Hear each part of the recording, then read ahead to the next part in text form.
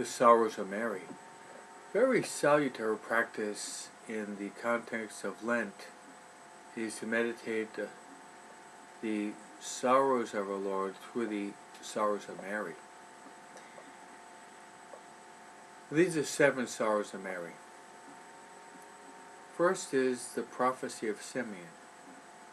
Jesus was 40 days old, and he was in the arms of the prophet Simeon, and he made this prophecy to Mary. Behold, this child is destined for the rise and fall of many, a sign that will be contradicted, and through your own heart a sword will pierce, so that the thoughts of many will be revealed. It was a prophecy to Mary of the future suffering of Jesus, as well as her own suffering, her own participation in the Passion of Christ. Second sorrow would be the flight into Egypt.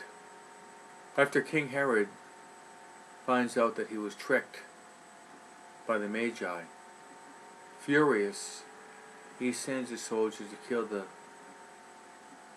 little children, the little 2-year-old boys, to kill them, with the intention of killing Jesus. Joseph gets up, takes Mary and the child, and he flees to Egypt. Imagine the sorrow of Mary, knowing that her son was being pursued to be massacred like the other little boys. Third sorrow of Mary. Jesus was 12 years old, and it was their custom to travel to Jerusalem to celebrate the feast days. This was the feast day of Passover. On their way back, Joseph and Mary couldn't find the child Jesus. So they searched all over among their friends, asking where Jesus was. Nowhere to be found. Nowhere to be found, they traveled back to Jerusalem, and after 3 days of sorrowful search there, they found Jesus in the midst of the doctors of the law. He was listening to them and asking them questions. Mary says, "Son, why have you done this to us? Behold, your father and I have been searching for you in sorrow." He said, "Did you not know that it had to be about my Father's business?" Fourth sorrow would be the fourth station of the cross. So we go from Jesus' infancy to the end of his public life, which culminates in his passion. And the fourth station is Jesus meets Mary on the way to Calvary. Fifth is, once Jesus arrives at the top of Calvary, he's crucified. He's crucified with his mother present. There he hangs on the cross for 3 long hours. Mary stands underneath the cross, raising Christ up to the Father. Christ is the only Redeemer of the world. Mary is the co-redemptrix. She willingly suffers the passion of Christ in her own heart.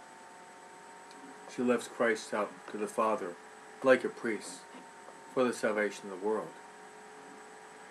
Sixth sorrow is Christ dies and he's taken down from the cross and placed in the arms of Mary. The famous artist Michelangelo depicted this in the Pietà. No sorrow aside from Jesus was greater than the sorrow of Mary.